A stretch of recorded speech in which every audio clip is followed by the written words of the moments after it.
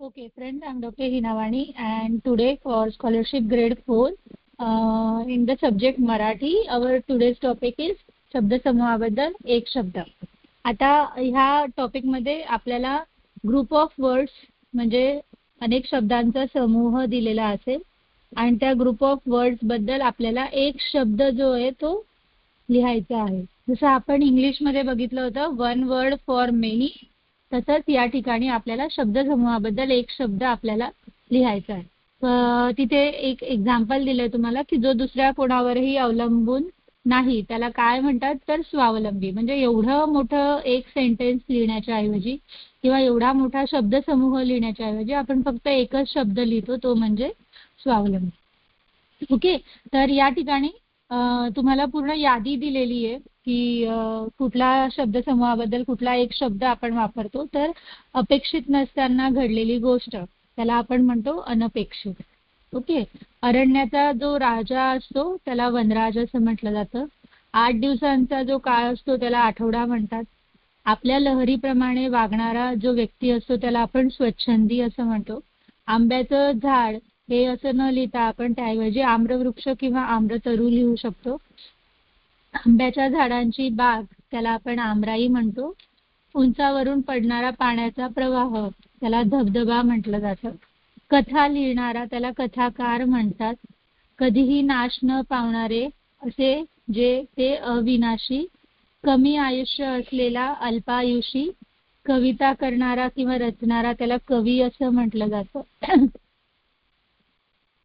मी हे सगळं तुम्हाला वाचून दाखवते कारण मराठी तुमच्यासाठी थोडंसं डिफिकल्ट होऊन जातं. आता कष्ट करून जगणारा त्याला श्रमजीवी म्हणतात. कार्यक्रम पाहणारा त्याला प्रेक्षक असं म्हटलं जातं. ऐकणारा जो असतो समूह लोकांचा त्याला श्रोता असं म्हणतो आपण.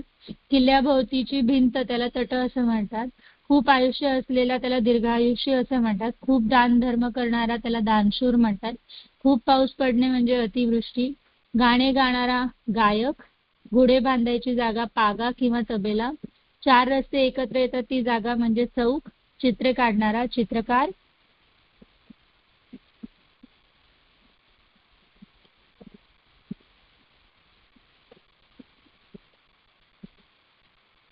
जन्म झालेले ठिकाण त्याला जन्मभूमी म्हणतात. जादूचे खेळ करून दाखवणारा जादूगार.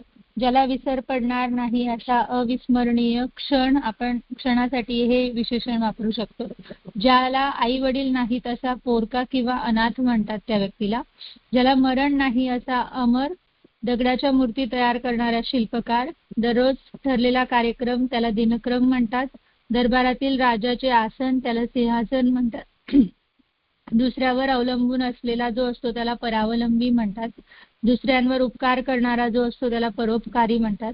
देव आहे असे मानणारा त्याला आस्तिक म्हणतात आणि त्याच्या विरुद्ध म्हणजे देव नाही असे मानणारा त्याला नास्तिक असं म्हटलं जातं.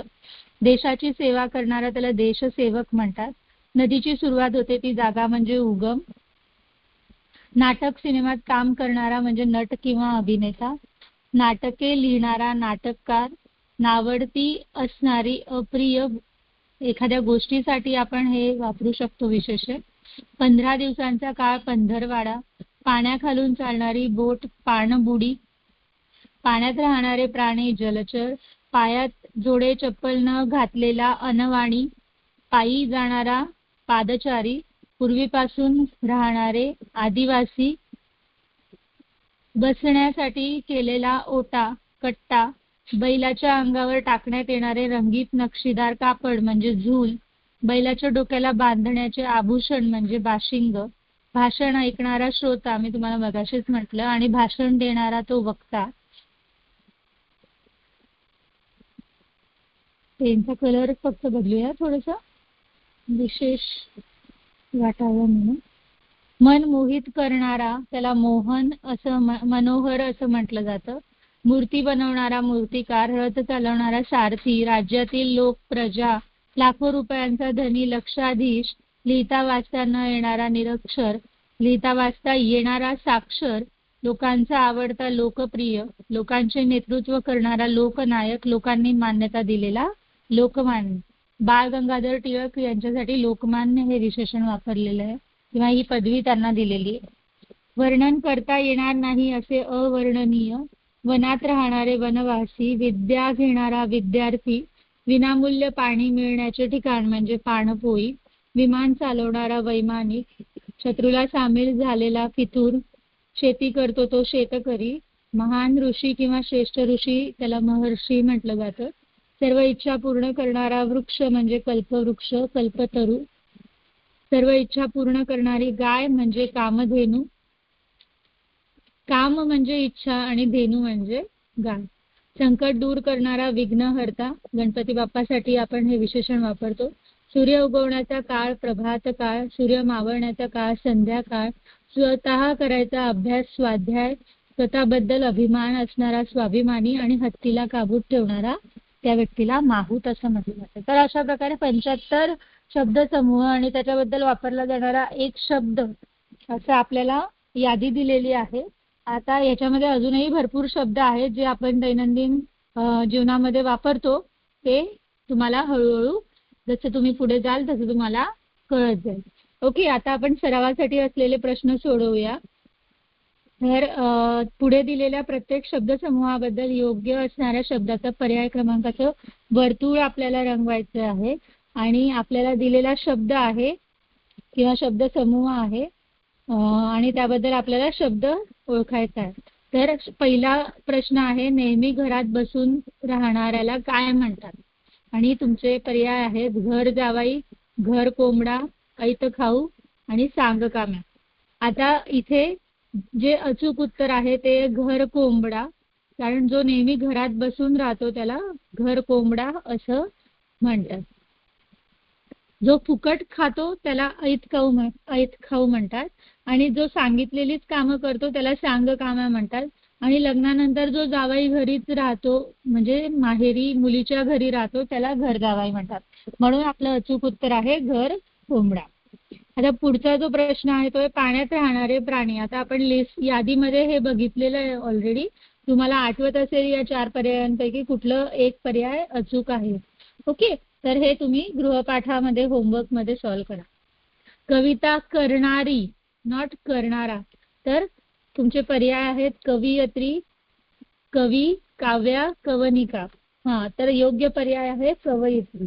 ओके, तर अशा प्रकारे तुम्हाला एक शब्द समूह दिलेला असेल आणि त्याबद्दल एक शब्द आपल्याला शोधायचा आहे. तर उर्वरित जे प्रश्न आहेत ते तुम्ही होमवर्क मध्ये करा, गृहपाठात करा, कारण तेवढीच तुम्हाला सवय ही होईल. आता पुढील प्रकारचा जो प्रश्न आहे त्यामध्ये पुढील प्रत्येक वाक्यातील ठळक शब्दसमूहासाठी योग्य असलेल्या शब्दाच्या पर्याय क्रमांकाचं वर्तुळ आपल्याला रंगवायचं आहे. आता हे जे शब्दसमूह आहेत ते एका वाक्यामध्ये आलेले आहेत आणि त्या शब्दसमूहाबद्दल परत आपल्याला एक शब्द जो आहे तो दिलेल्या पर्यायातून निवडायचा आहे. तर कृष्णा वर्देकर सुंदर चित्रे काढतात. त्याच्यामध्ये शब्दसमूह चित्रे काढतात. आता कृष्णा वर्देकर या काय असतील जर ते चित्र काढतात? तर शिल्पकार असतील की चित्रकार असतील की मूर्तिकार असतील की रंगकार असतील? तर योग्य पर्याय आहे चित्रकार, कारण जो चित्र काढतो त्याला आपण चित्रकार असं म्हणतो. माझे आजोबा खूप दान धर्म करणारे आहेत. आता शब्दसमूह आहे दान धर्म करणारे आणि पर्याय तुम्हाला दिलेले आहेत धनवान, कंजूस, सावकार आणि दानशूर. तर जो दानधर्म करतो त्याला आपण दानशूर असं म्हणतो. त्याच्यामुळे पर्याय क्रमांक 4 हे तुमचं अचूक उत्तर आहे. 3, 4 आणि 5 तुम्ही स्वतः सोडवायचा प्रयत्न करा. आपण एक शेवटचं 6वं घेऊया. शेतकऱ्याने शिकारीसाठी उंच माळा बांधला आहे. आता ह्याच्यामध्ये माळा शिकारीसाठीचा उंच माळा याला काय म्हणतात ते आपल्याला शोधायचं आहे आणि पर्याय आहेत तट, मचाण, कोठार आणि सदावर्त. तर तट ही किल्ल्याभोवतीची भिंत असते, कोठार हे धान्याचं जिथे साठवलं जातं ते असतं, सदावर्त पण इथे नाही येणार. अचूक पर्याय इथे आहे मचाण.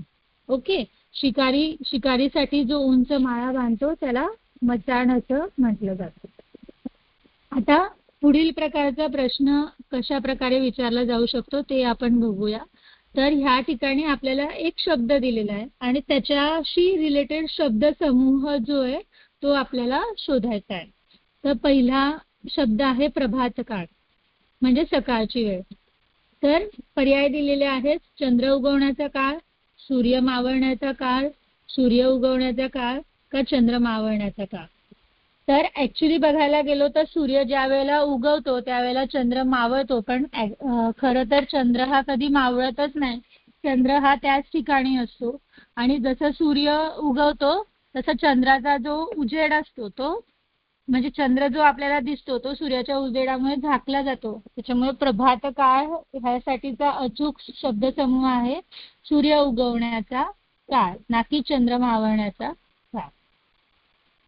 अंगचोर हा एक शब्द दिलेला आहे आणि त्याचे पर्याय दिलेले सतत काम करणारा, सांगितले तेवढेच काम करणारा, घरात बसून काम करणारा, अंग राखून काम करणारा.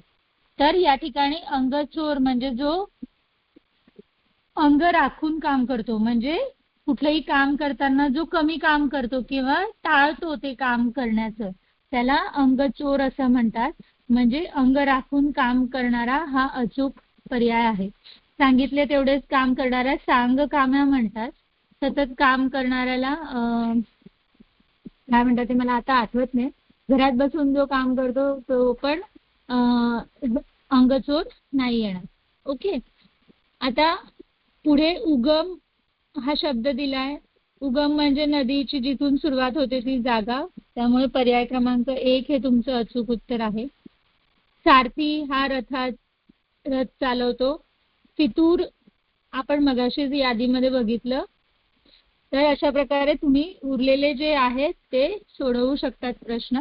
आणि पुढचा जो प्रश्नाचा प्रकार आहे त्यामध्ये पुढील प्रत्येक प्रश्नाच्या उत्तरासाठी योग्य पर्याय क्रमांकाचं वर्तुळ आपल्याला रंगवायचं आहे. आणि प्रश्न तुम्हाला दिलेला आहे, पुढीलपैकी योग्य जोडी निवडा. म्हणजे शब्द समूह आणि त्याबद्दलचा एक शब्द यांची जोडी आपल्याला दिलेली आहे आणि आपल्याला योग्य ती जोडी जी आहे ती निवडायची आहे. तर सर्व इच्छा पूर्ण करणारा वृक्ष, त्याला आपण मगाशीच बघितलं, त्याला कल्पवृक्ष किंवा कल्पतरू असं म्हणतात. त्याच्यामुळे वड हे त्याचं उत्तर येईल का? नाही. त्याच्यामुळे ही अयोग्य जोडी आहे. लग्नासाठी जमलेले जे लोक आहेत त्यांना प्रेक्षक म्हणत नाही. जे एखाद्या कार्यक्रमा बघण्यासाठी जमलेले असतात त्यांना प्रेक्षक असं म्हणतात. त्याच्यामुळे ही पण अयोग्य जोडी आहे.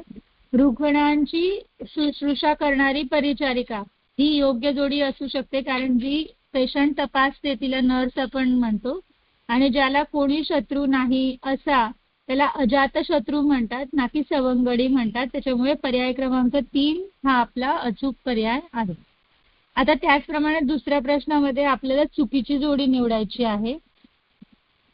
लाखो रुपयांचा धनी त्याला लक्षाधीश म्हटलं जातं, हे बरोबर आहे. पायात जोडे चपला न घालता जो चालतो त्याला अनवाणी चालणारा म्हटलं जातं, ना की पादचारी म्हटलं जातं. त्याच्यामुळे ही चुकीची जोडी आहे, जो की आपलं उत्तर आहे. वनात राहणाऱ्यांना वनवासी म्हणतात आणि दुसऱ्यांवर उपकार करणाऱ्याला परोपकारी म्हणतात. हे पण दोघंही बरोबर जोड्या आहेत. चुकीची जोडी आहे जोडी क्रमांक 2. आणि तिसरं जे आहे तिथे परत योग्य जोडी निवडायची आहे. तर हे तुम्ही होमवर्क मध्ये ट्राय करा. तर आय होप की तुम्हाला आजचं जे आपलं लेक्चर आहे ते आवडलं असेल, जिथे आपण शब्दसमूहाबद्दल एक शब्द आपण कसा निवडायचा ते शिकलो. आता पुढचा जो आपला टॉपिक आहे तो आहे ध्वनिदर्शक शब्द, जे की आपण पुढच्या लेक्चरला बघूया. कारण पुन्हा इथे एक यादी दिलेली आहे ध्वनिदर्शक गोष्टींची, की ज्यांच्यामधून काहीतरी ध्वनी हा निर्माण होतो. त्यामुळे आपण हे लेक्चर जे आहे ते पुढच्या ह्याला बघूया.